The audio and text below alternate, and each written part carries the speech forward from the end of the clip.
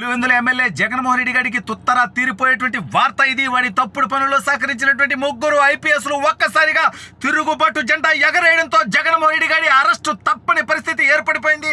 అసలు ఇంతకీ ముగ్గురు ఐపీఎస్లకి జగన్మోహన్ రెడ్డి గారికి ఎక్కడ చెడిపోయింది, ఏం జరిగింది, ఇప్పుడు ఏం జరగబోతోంది అనేటువంటి సంచలన అంశాన్ని ఈ వీడియోలో వివరించబోయే ముందుగా ఇప్పటి వరకు మన ఛానల్ సబ్స్క్రైబ్ చేయని వాళ్ళు ఖచ్చితంగా సబ్స్క్రైబ్ చేయండి. ఇక విషయానికి వస్తే జగన్ గారు చెప్పాడు కదా అని వాడి అధికారం శాశ్వతమని, అధికార మదంతో అహంకారంతో ప్రజాస్వామ్యం మీద విలువలేనటువంటి తనంతో తప్పుడు పనులు చేస్తే వాళ్ళ బతుకులు ఏమవుతాయనేది మరోసారి తేలిపోయింది. జగన్ గారిని నమ్మితే గతంలో జైలుకి వెళ్ళినటువంటి నికృష్టపు చరిత్ర చూసిన తర్వాత కడుపుకు అన్నం తినేవాళ్ళు అయితే, అంటే నేనేమంటా అంటే వీళ్ళంతా చదువుకున్న వాళ్ళు, తెలివైన వాళ్ళు, ప్రపంచాన్ని చూసిన వాళ్ళు, మరి నీచుడి దగ్గర పనిచేస్తే అందులోనూ తప్పుడు పనులు చేస్తే వాళ్ళ బతుకు బుగిపాలైతే వాళ్ళకి తెలియదా? తెలిసి చేశారంటే ఒళ్ళు బలిసి కొవ్వు ఎక్కి చేశారు వీళ్ళంతా. అయితే ఇప్పుడు ఒక్కసారిగా ముగ్గురు ఐపీఎస్లు ఎవరైతే ఉన్నారో ఆల్రెడీ సస్పెండ్ అయ్యారో వాళ్ళ బతుకులు బుగ్గిపోలు కాబోతా ఉన్నాయి. విశాల్ గున్ని గాడు, కాంతిరాణ టాటా గాడు, పిఎస్ఆర్ ఆంజనేయులు గాడు వీళ్ళందరికీ మన గౌరవం. ఎందుకంటే ఈ యథవలో మనం కట్టేటువంటి పన్నుల నుంచి జీతాలు తీసుకొని ప్రజాస్వామ్యాన్ని అపహాస్యం చేసినటువంటి నికృష్టపు యథవలు, పరిధి దాటి ప్రవర్తించినటువంటి నీచులు. అయితే వీళ్ళందరికీ జగన్మోహన్ రెడ్డి గారు ఏం చెబితే అది చేశారు, ఏం తప్పుడు పనులు చేయమంటే అది చేశారు. ప్రమోషన్ల కోసం, పదవుల కోసం, అక్రమంగా సంపాదించుకునేటువంటి డబ్బు కోసం జగన్ గారు పావలా చేయండి అంటే ముప్పావలా చేశారు ఈ పనికిమాలినటువంటి యాతవలు. ముంబై నుంచి ఒక మహిళను తీసుకొచ్చి చిత్రహింసలకు గురి చేసి చెయ్యకూడని పనులన్నీ చేశారు. అయ్యి ఓకే, రాష్ట్ర ప్రజలందరికీ తెలిసిన కొత్తగా వివరించబోలే. అయితే ఇప్పుడు జగన్ గారు ఓడిపోయాడు. వాడు ప్రతిపక్ష నేత కూడా కాదు, జస్ట్ 11 మంది ఎమ్మెల్యేలు ఉన్నటువంటి పార్టీకి అధ్యక్షుడు. ఆ పార్టీని కూడా రేపు మాపో కాంగ్రెస్ పార్టీలో విలీనం చేయబోతున్నాడు. ఈ విషయం నేను చెప్పట్లా, జగన్మోహన్ రెడ్డికి అత్యంత సన్నిహితుడు, జగన్మోహన్ రెడ్డి బంధువు, గత ప్రభుత్వంలో మంత్రిగా ఉన్నటువంటి బాలినేని శ్రీనివాసరెడ్డి చెప్పాడు. పిల్ల కాంగ్రెస్ తల్లి కాంగ్రెస్లో రేపు మాపో విలీనం అవుతుంది, అది కూడా వైఎస్ షర్మిల అడ్డుకుంటుంది కాబట్టి మాత్రమే ఇంత లేట్ అవుతోంది అని. అయితే ఇప్పుడు ఈ ముగ్గురు ఐపీఎస్లు డెక్కాయిట్టుగాళ్ళు, పిఎస్ఆర్ ఆంజనేయులు, కాంతిరాణ టాటా, విశాల్ గున్నిగాడు, బిల్డప్ బాబాయ్ గాడు, మొత్తం డెక్కాయిట్లు దొంగ ఏదోలే కానీ. అయితే వీళ్ళు ముగ్గురు జగన్ గాడికి తీవ్ర వార్నింగ్ ఇచ్చినట్టుగా తెలుస్తూ ఉంది. ఒరే పపోన్, మా అందరికీ తలా 1,000 కోట్లు ఇచ్చే పని అయితే ఈ విషయాన్ని నెత్తినేసుకుని మహా అయితే ఉద్యోగాలు పోతాయి. ఇప్పుడు సస్పెండ్ అయ్యాం, మహా అయితే సర్వీస్ నుంచి తీసేస్తారు. 1000 కోట్లు నువ్వు కనుక మా ముగ్గురికి ఇచ్చే పని అయితే ఈ విషయంలో నిన్ను ఇన్వాల్వ్ చేయం, మేము ఇక గుర్తుపెట్టి తప్పుడు పని చేసామంటాం, లేదంటే నిన్ను ఇన్వాల్వ్ చేస్తాం. సజ్జల గారు చెప్పాడు, సీఎం కూడా చెప్పాడు, అందుకనే మేము చేసామంటాం.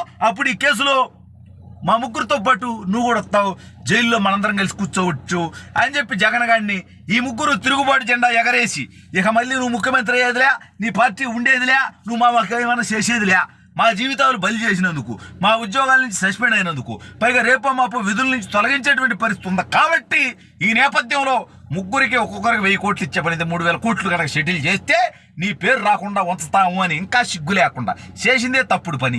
ఇప్పుడన్నా నిజం ఒప్పుకొని అప్రూవర్లుగా మారి చేసిన తప్పుకు ముక్కు నేల రాసి ఏదైతే చట్ట ప్రకారం శిక్ష ఉంటుందో దాన్ని అనుభవించకుండా ఈ ఎదవలు ముగ్గురు కూడా ఇంకా సిగ్గు లేకుండా, అంటే పిల్లి పాలు తాగుతూ కళ్ళు మూసుకొని నేను తాగేది ఎవరు చూడలేదనుకుంటా అట్టగా పోలీసులు మాట చెప్తుంటారండి. రాష్ట్ర ప్రజలు గమనించాలి. ఏమంటే నిందితుడు ఎంత తెలివైన వాడైనా వాడు ఎన్ని ప్లాన్లు వేసుకున్నా ఏదో ఒక తప్పు చేస్తాడు, ఏదో ఒక పొరపాటు చేస్తాడు, దాని ద్వారా మేము పట్టుకుంటామంటారు. మరి ఈ దౌర్భాగ్యులు పోలీసులు అంటే ఇంకా అతి తెలివిగా ఉంటారు. పిఎస్ఆర్ ఆంజనేయులు లాంటి లుచ్చా వాళ్ళు అయితే ఇంకా ఎక్కువ తెలివితేటలు ప్రదర్శిస్తుంటారు. కానీ అయినా ఇప్పుడు వాళ్ళు చేసినటువంటి తప్పుడు పనులే. ఫ్లైట్ టికెట్లు అంటే ఆంజనేయులు గారు సీక్రెట్ ఫండ్ నుంచి వాడికి కొన్నాడంటే ఎంత ఒళ్ళు పలుపు, ఎంత కొవ్విది. వీడు విశాల్ గున్నిగాడు కనీసం నుంచి పోయి వచ్చేది డిపార్ట్మెంట్కి పర్మిషన్ తీసుకోకుండా కనీసం డీజీపీకి ఒక మాట చెప్పకుండా పోయాడంటే జగన్ గారు 30,000 సీఎం కొట్టాడు, మనందరం ఒకటి తర్వాత డీజీపీ అయిపోదాం అని కక్కుర్తి పడ్డారంట నీచ పేదవాళ్ళు. ఎందుకంటే మీరు నిజాయితీగా పనిచేస్తే, కానిస్టేబుల్గా పనిచేసి రిటైర్ అయినా కూడా మీకు గౌరవం ఉంటుంది. తప్పుడు పనులు చేస్తే పైగా జగన్ గారి లాంటి 420 గారు చెప్పాడు చేస్తే మీ బతుకులు బుగ్గిపాలు అవుతాయని మరోసారి నిరూపితం. గతంలో మనం చూసాం ఐఏఎస్ శ్రీలక్ష్మి గారి జీవితాన్ని ఏ విధంగా వాడు దౌర్భాగ్యంగా, దుర్మార్గంగా, నీచంగా వాడు ఆవిడ యొక్క భవిష్యత్తును సర్వనాశనం చేశాడు.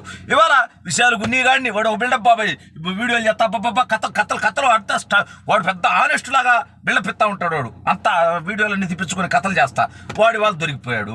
కాంతిరాణ టాటా గాడు వాడు నికృష్ణ బతికి ఏమైపోయింది, ఆంజనేయులు గారి బతుకంటే ఎటాగో ముగిసిపోయింది. వాడు జగన్ గారు చెప్పినట్టల్లా చేసినందుకు డీజీపీ అయిపోద్దామనే కకృతులు ఈ తప్పుడు పనులను చేశాడు. ఎదవా చంద్రబాబు నాయుడు గారు అరెస్టే కాదు, అచ్చెన్నాయుడు గారి దగ్గర నుంచి రఘురామకృష్ణరాజు గారి దగ్గర నుంచి మా దాకా అనేక మంది మీద అక్రమ కేసులు పెట్టి చిత్ర హింసలకు గురి చేయటంలో ఈ దౌర్భాగ్య డైరెక్షన్ ఉందని తెలుస్తోంది.